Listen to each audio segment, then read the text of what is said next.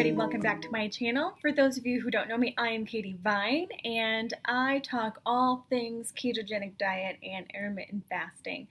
So today specifically, we are going to touch on supplements, minerals, just different things that you need for intermittent fasting or that your body needs while on a ketogenic diet, why you need them, and the different sources that you can get them from. So let's just go ahead and get started. All right, so supplements, minerals, electrolytes, these are all different things that our bodies need on a daily basis, but especially when we are intermittent fasting or if we are on a ketogenic diet. There's several different reasons why, but basically as you cut out the carbs within your diet or while you're fasting, your body is also ridding itself of water. So as your body gets rid of all of the water, it's also getting rid of electrolytes and also minerals that your body really needs in order to properly function. So sometimes people will drink an exogenous ketone product, which is what I do every single day. And what that does, just real quick, is it just gets your body into a state of ketosis. These exogenous ketones really quick. So I use the Prove It brand. This is just one of them. So they contain a patented BHB salt, which is also a natural diuretic.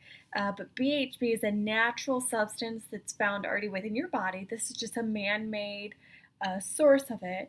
And so what BHB does is it puts your body into that state of ketosis. So where you're in a full fat burning mode, your body is burning off of fat instead of the original glucose that's in the just in the typical diet. So as you drink ketones, your body is also, again, getting rid of water, getting rid of the electrolytes and the minerals, and so therefore on top of that you need to replace even more. So that's where we're really going to touch is which are the most important ones that you need to possibly take supplements for or eat more rich foods that have those within. So the first one we're going to talk about, as you can imagine, is sodium. So as you lose water, you lose a lot of sodium. And with sodium, so basically when you're on a ketogenic diet or if you're fasting, your body naturally has a lower amount of insulin. And so what insulin does is it regulates your blood sugar. It also regulates the ability for your kidneys to regulate sodium within your body. So they're all kind of interlaced and intertwined. So therefore, when you're fasting or when you're following a ketogenic diet, your kidneys are also getting rid of all of the sodium even more than usual, which is not necessarily a bad thing, but you just may have some different side effects from that. You may be weak, you may be dizzy, have some low blood pressure. A lot of people will notice, especially in the beginning stages of following a ketogenic diet, that from going from sitting to standing, you just kind of get a little bit of lightheaded, kind of like things start going black. And so that's just kind of your body's way of saying, hey, we're a little bit low in sodium. So I would recommend you to drink things that have electrolytes in them. So you can use the little Mios or the Propels. It's those water enhancer drops, or they already come. Gatorade, all those do have sucralose in them, so some people really don't like to take that, which is okay. But my biggest recommendation would be to salt your food liberally. So if you actually want to use pink Himalayan salt, which also has magnesium in it, which is also another one that we're going to go over, but pink Himalayan salt is really great for getting that salt back in your body and then also helping with the mineral of magnesium. So you can just salt your food, or what some people do is they come in like little rock crystals.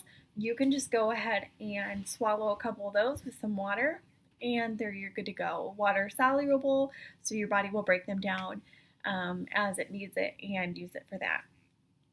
So the second mineral I want to talk about is potassium. So when you start to lose sodium in your body, Sodium and potassium, they really work well together. So when your body starts to lose, um, when it starts to lose sodium, it also starts to lose potassium because your body sees it needs to be equal and have level amounts, and so it's going to start to lose that. So it's going to try to keep balance. So you might notice things like muscle cramps. So what you can do, since you can get potassium from bananas, that's not really going to fall within your ketogenic diet. You can take just supplements. You can get them on Amazon, your health food store, wherever you want to get it from.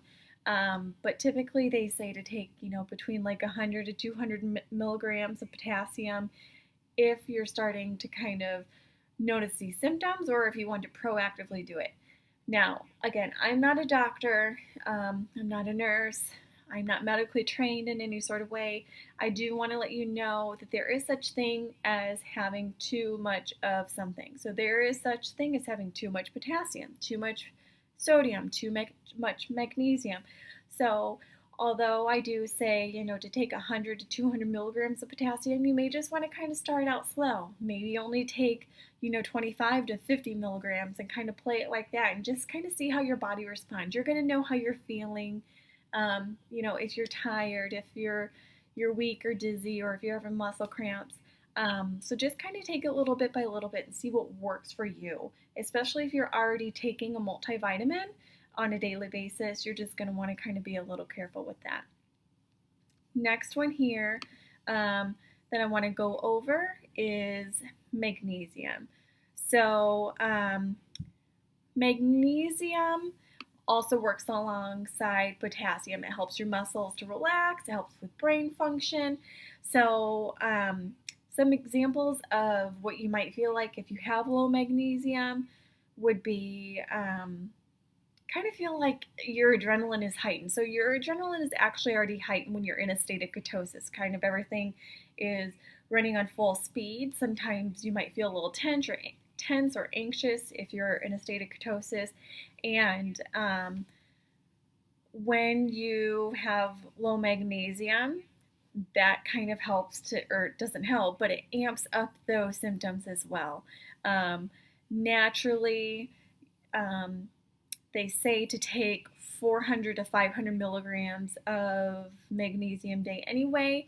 So being on the ketogenic diet or intermittent fasting, being in a state of ketosis, you're already losing those minerals, so you're going to want to take a little bit more. You can get magnesium from things like leafy greens, just really whole vegetables that would already fall within your ketogenic diet.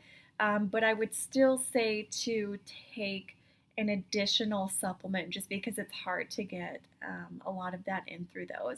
So when you're in ketosis, you do want to take magnesium. It'll help. It's basically nature's chill pill. It allows your body to relax. It helps within your brain to just kind of settle down. You're not going to feel as anxious, and you're just going to be able to go along a little bit better. So recommendation when you're following a ketogenic diet would be to take 400 to 800 milligrams of magnesium. Again, I'm not a health professional, so I just being cautious myself. Again, there is such thing as too much of these great minerals. So just go at it slow, I would suggest. Kind of work your way up and see how you're feeling. So if you have any questions, I would love for you to put your questions down below in the comments. Go ahead and follow me on Facebook and Instagram. I post a lot more there. A lot of great tips and tricks for the ketogenic diet and intermittent fasting. And be sure to subscribe to my channel and make sure you give this video a big thumbs up if you like this kind of sciencey stuff and great little tidbits on how to best get going in your journey. Bye guys.